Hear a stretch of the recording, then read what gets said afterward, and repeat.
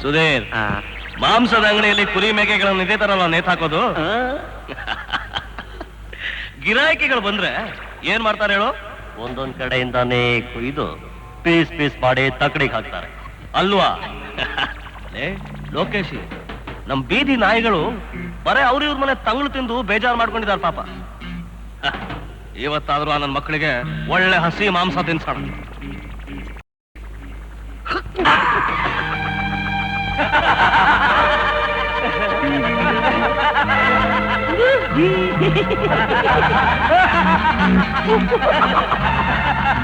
ಪಾಪ ಆವತ್ತು ಒಬ್ಬನ ಮೇಲೆ 10 ಜನ ಮುತ್ಕೊಂಡಾಗಿದ್ದ ಪೌರುಷ ಎಲ್ಲೋಯ್ತು ರಾಜ?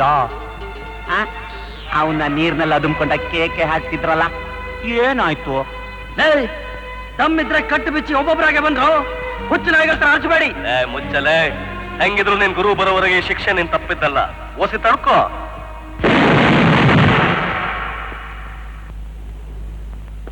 ಶಂಕರ್, ಜಗ್ಗೋನ್ ಬಿಟ್ಬಿಡು. ಶಂಕರ್, ಒಳ್ಳೆ ಮಾತಲ್ಲಿ ಹೇಳ್ತಾ ಇದ್ದೀನಿ, ಜಗ್ಗೋನ್ ಬಿಟ್ಬಿಡು. ಶಂಕರ್, ಶಂಕರ್, ಅವ್ರ ಕಡೆಯವರೆಲ್ಲ ಬಂದ್ಬಿಡ್ತಾರೆ.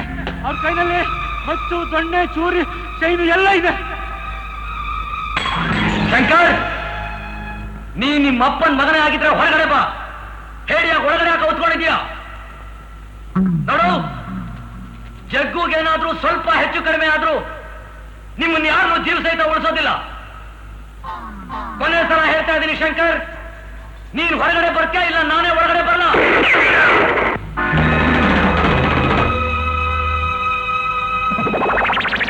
ಶಂಕರ್, ನಿನಗೆ ಜ್ಞಾಪಕ ಇದೆಯಾ? ನಾನೊಂದ್ಸಲ ಜೈಲ್ಗೆ ಹೋಗಿ ಬರೋದಕ್ಕೆ ನೀನೇ ಕಾರಣ. ಇವತ್ತು ನಾನು ಈ ಸ್ಥಿತಿಗೆ ಬರೋದಕ್ಕೆ ನೀನೇ ಕಾರಣ. ಇನ್ನೊಂದ್ಸಲ ನಮ್ಮ ತಂಟೆಗೇನಾದ್ರೂ ಬಂದ್ರೆ ನಿನ್ನ ಕೊಂದು ಮತ್ತೆ ನಾನು ಜೈಲ್ಗೆ ಹೋಗೋದಕ್ಕೂ ತಯಾರು.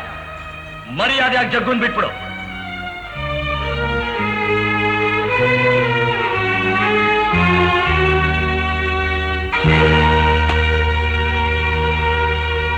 ವಿಷ್ಣು, ಪಿಸ್ತೂಲು ನನ್ನ ಹತ್ರನೂ ಇದೆ. ನಿನ್ನ ಅದೃಷ್ಟ ಚೆನ್ನಾಗಿತ್ತು, ಈಗ ನನ್ನ ಹತ್ರ ಇಲ್ಲ. ಇನ್ಮೇಲೆ ಯಾವಾಗ್ಲೂ ನಿನ್ನ ಹತ್ರನೇ ಇಟ್ಕೋ, ಬೇಕಾಗತ್ತೆ.